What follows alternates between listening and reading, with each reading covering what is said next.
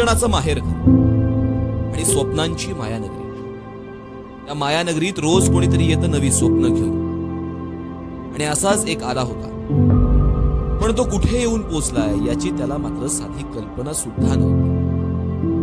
आला होता का भयान वातावरणात आणि नव्या संस्कृतीत. ती होती खट्याळांची चाळ.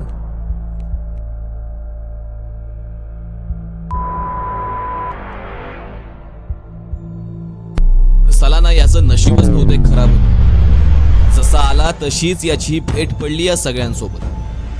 मग काय, सुरुवात झाली एक नवा खट्याळ जन्माला येण्याची. तेजस विनोद पाटील.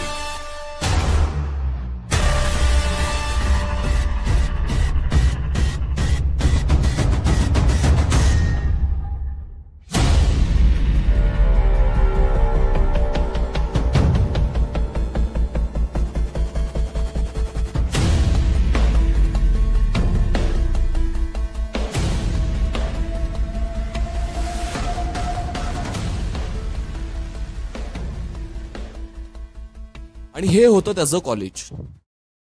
इथे जितका वेळ होता तितकाच वेळ तो सुखी होता, कारण आता ते पुन्हा आले होते.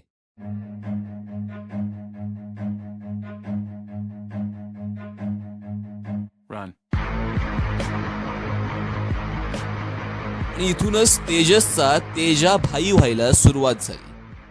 आणि इथून सुरू झालं होतं त्याचं एक वेगळं आणि नवं आयुष्य. ही होती हॉस्टेलची सगळ्यात पहिली ठुकाई, बकेट फाईट. आणि हे सगळे होते या बकेट फाईटचे बादशाह.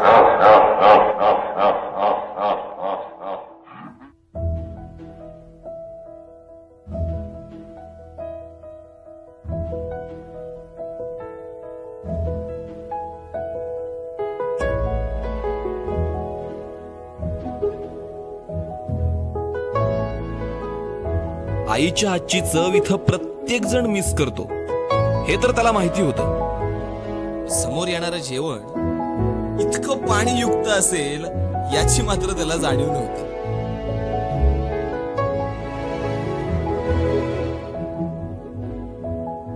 तमाशाचे फळ तुम्ही लाख पाहिले असतील हो. कधीतरी आमच्या तमाशाला या. चला, इथली आहे ना चंद्राच वेगळी असते. बघता बघता दिवस सरत गेले. पाखरू आलंय वाटतं. बघूया आता यांचं काय होतं.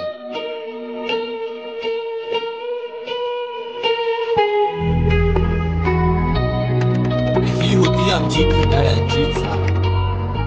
इतनी शिद्दत से जिए है हर लम्हे को, यूं ही इतनी यादें खूबसूरत नहीं होती.